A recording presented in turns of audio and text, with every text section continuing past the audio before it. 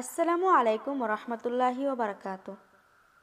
الحمدللہ رب العالمین والصلاة والسلام علی سید الانبیاء والمرسلین وعلی آلہ واصحابہ اجمعین۔ پیارے بھائیوں اور بہنوں، آج ہم بات کرنے والے ہیں شب معراج کے بارے میں۔ یہ رات کوئی عام رات نہیں، اور آج کا یہ بیان کوئی عام بیان نہیں۔ یہ وہ رات ہے جس نے زمین اور آسمان کے درمیان کے تمام فاصلے مٹا دیے۔ لیکن آگے بڑھنے سے پہلے سب سے پہلے ایک بنیادی سوال ہے جس کا جواب جاننا بہت ضروری ہے۔ آخر شب معراج ہے کیا؟ اگر ہمیں یہی صحیح طرح سمجھ میں آ گیا تو آگے آنے والا ہر واقعہ خود بخود دل میں اترتا چلا جائے گا۔ تو سب سے پہلے ہم جانتے ہیں شب معراج کیا ہے۔ شب معراج اس بابرکت رات کو کہا جاتا ہے جس رات اللہ تعالیٰ نے اپنے محبوب نبی کریم صلی اللہ علیہ وسلم کو خاص طور پر اپنے پاس بلایا۔ اسی رات دو بڑے معجزے پیش آئے۔ ایک اسراء یعنی نبی کریم صلی اللہ علیہ وسلم کا مسجد حرام سے مسجد اقصیٰ تک کا سفر۔ دوسرا ہے معراج یعنی مسجد اقصیٰ سے آسمانوں کے اوپر اللہ کے قرب خاص تک پہنچنا۔ قرآن پاک میں اللہ تعالیٰ فرماتا ہے، سبحان الذی اسریٰ بعبدہ لیلا من المسجد الحرام الی المسجد الاقصیٰ، یعنی پاک ہے وہ ذات جو اپنے بندے کو راتوں رات لے گئے۔ یہاں ذرا رک کر سوچیے، اللہ تعالیٰ نے یہاں نبی، رسول یا محبوب نہیں فرمایا بلکہ فرمایا عبدہ، یعنی اپنا بندہ۔ اس سے ہمیں یہ سبق ملتا ہے کہ اللہ کے نزدیک سب سے بلند مقام بندگی کا ہے۔ جب بندہ مکمل طور پر اللہ کا بن جاتا ہے تو اللہ اسے وہ مقام عطا فرماتا ہے جہاں فرشتے بھی نہیں پہنچ سکتے۔ آپ ذرا اس وقت کو یاد کیجئے جب یہ معجزہ پیش آیا۔ یہ نبی کریم صلی اللہ علیہ وسلم کی زندگی کا سب سے بھاری اور تکلیف دہ دور تھا۔ حضرت خدیجہ رضی اللہ تعالی عنہا جو ہر غم میں ساتھ تھے، دنیا سے رخصت ہو چکی تھی۔ ابو طالب جو ظاہری طور پر ڈھال بنے ہوئے تھے، وہ بھی نہیں رہے۔ طائف کے گلیاں تھے، پتھر تھے، لوہا تھا۔ لوگ ہنستے تھے، مذاق اڑاتے تھے، دیوانہ کہتے تھے۔ ایسے وقت میں اللہ تعالیٰ نے اپنے محبوب صلی اللہ علیہ وسلم کو زمین سے نہیں آسمان کی طرف بلایا۔ یہ گویا اللہ کی طرف سے پیغام تھا، اے محمد صلی اللہ علیہ وسلم، اگر زمین والے آپ کو نہیں پہچان رہے تو آئیے آسمان آپ کا استقبال کرے۔ اب اس رات کا اصل منظر شروع ہوتا ہے، قدم با قدم دل کو چھو لینے والا منظر۔ آپ ذرا آنکھیں بند کیجئے اور اس رات کا منظر دل میں لائیے۔ سب سے پہلے اللہ تعالیٰ نے اپنے محبوب صلی اللہ علیہ وسلم کے پاس حضرت جبرائیل علیہ السلام کو بھیجا۔ نبی کریم صلی اللہ علیہ وسلم اس وقت حتیم کعبہ یا ام ہانی کے گھر تشریف فرما تھے۔ حضرت جبرائیل علیہ السلام آئے، سینہ مبارک کو کھولا گیا، ایمان اور حکمت سے بھرا گیا۔ یہ اس لیے کہ آگے وہ سفر تھا جسے برداشت کرنا عام انسان کے بس میں نہیں تھا۔ پھر وہ نورانی سواری لائی گئی جسے براق کہتے ہیں، جس کا ہر قدم نظر کے آخری حد تک پڑتا تھا۔ حضرت جبرائیل علیہ السلام نبی کریم صلی اللہ علیہ وسلم کو لے کر سب سے پہلے مسجد حرام سے مسجد اقصیٰ پہنچے۔ اور بہنوں، یہی وہ مقام ہے جہاں ایک حیرت انگیز منظر پیش آیا۔ مسجد اقصیٰ میں اللہ تعالیٰ نے تمام انبیاء کرام علیہ السلام کو جمع فرما دیا۔ آدم علیہ السلام سے لے کر عیسیٰ علیہ السلام تک سب ایک صف میں موجود تھے۔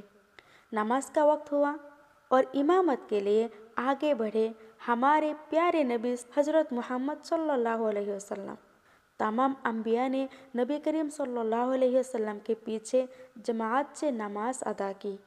یہ اعلان تھا کہ آج سے قیامت تک محمد صلی اللہ علیہ وسلم تمام انبیاء کے امام ہیں۔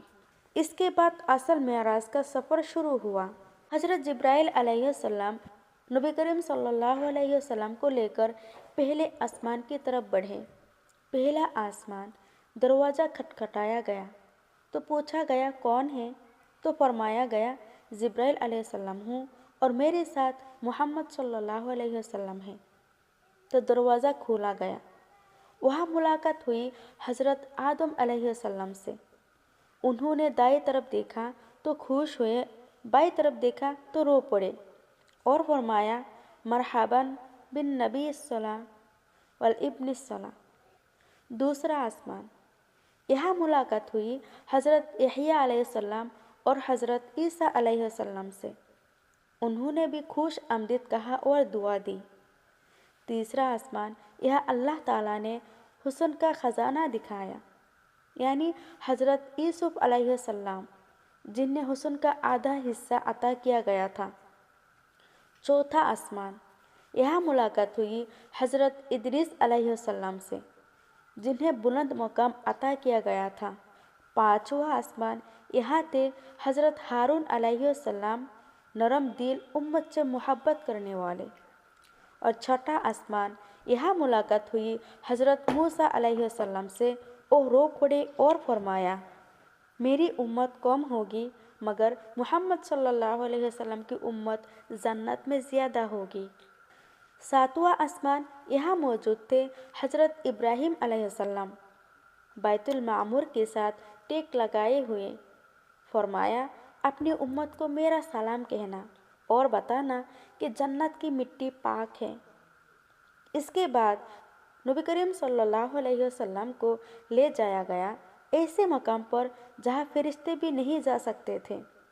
پہلے آسمان پر حضرت آدم علیہ السلام سے ملے، دوسرے آسمان پر حضرت عیسیٰ علیہ السلام اور یحییٰ علیہ السلام سے، تیسرے آسمان پر حضرت یوسف علیہ السلام سے، چوتھے آسمان پر حضرت ادریس علیہ السلام سے، پانچویں پر حضرت ہارون علیہ السلام سے، چھٹے پر حضرت موسیٰ علیہ السلام سے اور ساتویں آسمان پر حضرت ابراہیم علیہ السلام سے۔